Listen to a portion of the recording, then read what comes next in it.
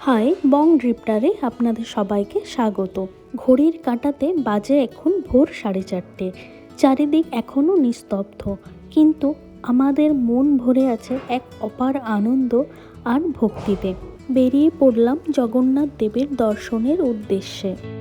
ভোরের নির্মল পরিবেশ, শীতল বাতাস আর হৃদয়ে জয় জগন্নাথের ধ্বনি, এ এক অপূর্ব অনুভূতি। বিশ্বাস, ভক্তি, শ্রদ্ধা নিয়ে আমরা প্রভুর শ্রীচরণে উপস্থিত হওয়ার অপেক্ষাতেই আছি।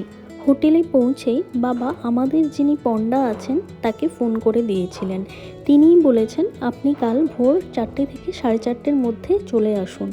সেই মতো আমরাও আজকে পৌঁছে গিয়েছি প্রভু জগন্নাথের কাছে। এখানে এসে তারপরে পণ্ডাকে ফোন করা হয়েছে। পণ্ডা জানালেন আপনারা দক্ষিণ দ্বারে গিয়ে দাঁড়ান, আমি এক্ষুনি আসছি।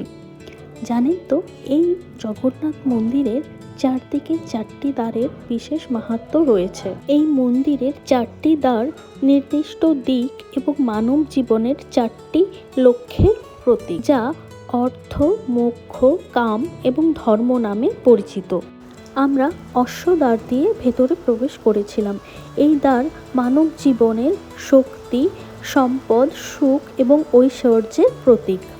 আমাদের প্রভু জগন্নাথ দর্শন খুব ভালোভাবে সুসম্পন্ন হয়ে গিয়েছে। আমাদের যিনি পণ্ডা ছিলেন, অর্জুন কাকু, তিনি আমাদের এত ভালো করে জগন্নাথ দর্শন করিয়েছেন কি বলবো আপনাদের। আর তার সাথে আরও যে মন্দির রয়েছে সেই মন্দিরগুলোও আমরা দর্শন করেছি খুব ভালোভাবে। পুজো দেওয়া হয়ে গেছে।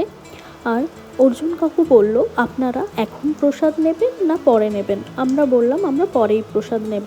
তো কাকু বললেন ঠিক আছে, আমি তাহলে বিকেলে গিয়ে আপনাদের হোটেলে প্রসাদ দিয়ে আসব। আমরা সেই মতো প্রভুর দর্শন করে বেরিয়ে আসলাম। এবার এখানে আমরা যাব সামনে যে রথ তৈরি হচ্ছে প্রভু জগন্নাথের, সেই রথগুলো দেখার জন্য।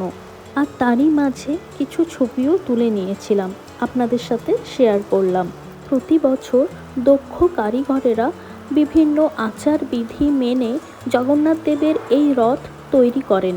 রথযাত্রার সময় আর তো পুরীতে আসা হবে না, তাই প্রভু জগন্নাথ, সুভদ্রা এবং বলরামের যে রথ, সেই পবিত্র রথ স্পর্শ করে প্রণাম করে নিলাম। ছোটোবেলায় যখন পুরীতে এসেছিলাম তখনের পুরী আর এখনের পুরী অনেকটাই চেঞ্জড। তাই এবারে নতুন আরও অনেক স্মৃতি, শ্রী জগন্নাথ প্রভুর দর্শন আর অনেক ভালো লাগা নিয়ে ফিরছি এখন হোটেলে। প্রভু জগন্নাথের কাছে প্রার্থনা করি সকলের জীবন যেন সুখ, শান্তি, সুস্বাস্থ্য, সমৃদ্ধিতে যেন ভরে ওঠে। তার করুণা দৃষ্টিতে পৃথিবী হয়ে উঠুক আরও সুন্দর, শান্তিপূর্ণ ও কল্যাণময়। জয় জগন্নাথ।